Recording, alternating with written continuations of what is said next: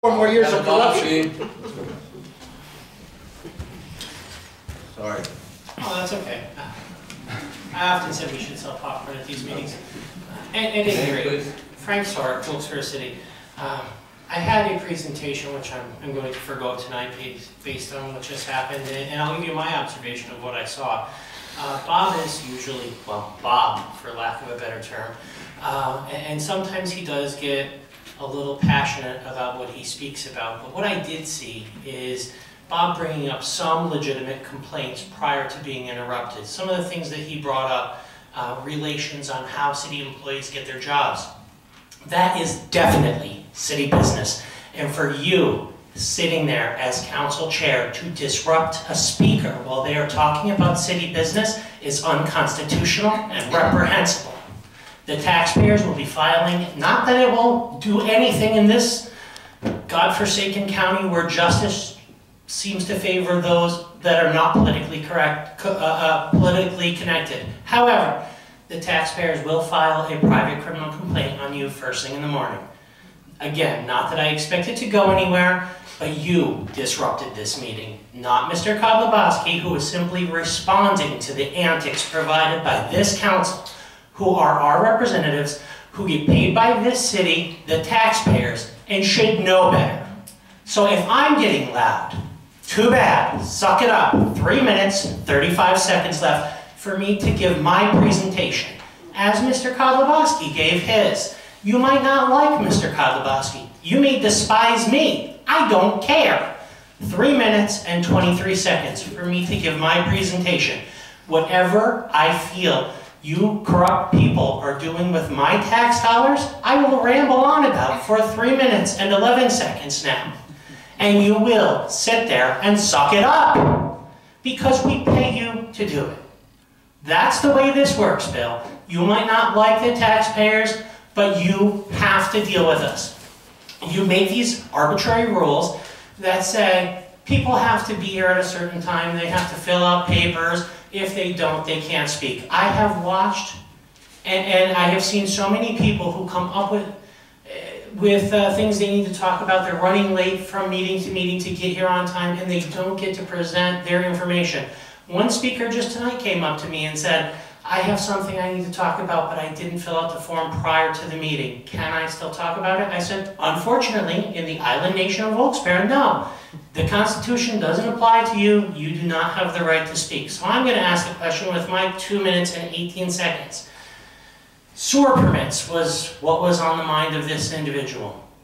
If you have Roto-Rooter cleaning out your drains, do you have to have a permit? And if so, why?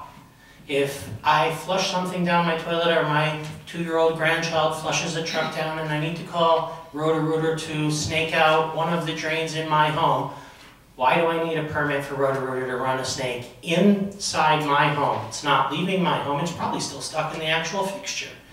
And if I do pull that permit and I have Roto-Rooter remove the toilet and take the toy out, put my toilet back on and set it with a new wax string and tighten down the lug bolts, flush the toilet and it works great now, who comes out and inspects that to ensure that Roto-Rooter did a good job? Because I've pulled permits, I've then gone down to code enforcement and said, work done, want to send out an inspector? They say, no, Frank, just take the permit down. So that was that person's question tonight, is who follows up on these? Or is this just one of these things where, hey, if we pass this, we can go ahead and charge the taxpayers for one more thing with the old slush fund? That way King Tommy will have some more money to play with? That's right. Is that the game we're playing? Because it seems like it. So, I'm just wondering. I will forego my 59 seconds and await your answers. I'm going to make a statement on the arbitrary rules that we use here. They're not arbitrary. We do not have to sit and allow persons, characters that are not related to the city to be assassinated. The city administrator... This cannot be used to attack someone else's family that has not... It's the truth, Bill. That's the truth. Okay, no, we do not have to sit here and allow that. And this is the rules of council. Whether you agree or disagree, you're entirely allowed to do that. It's the truth, Bill. Where I work, what I do while I'm at work outside of the city is not something for discussion here. Neither is someone else's father or anything else that has nothing to do with city business. or any other conjectured speculation that somebody else wants to sit here and talk about, That's the truth. is, you may believe it to be true. Ms. Toole, how did you get your job here? The rules of council, no. We know. You're done, okay? Oh, yes, we do. Really? Oh, yeah. Mr. Stork, okay. As far as We saw the campaign contributions. Stork, Mr. Perry. you're done. Yeah, that's okay. Again, I'm defending good, honest taxpayers who are telling the truth.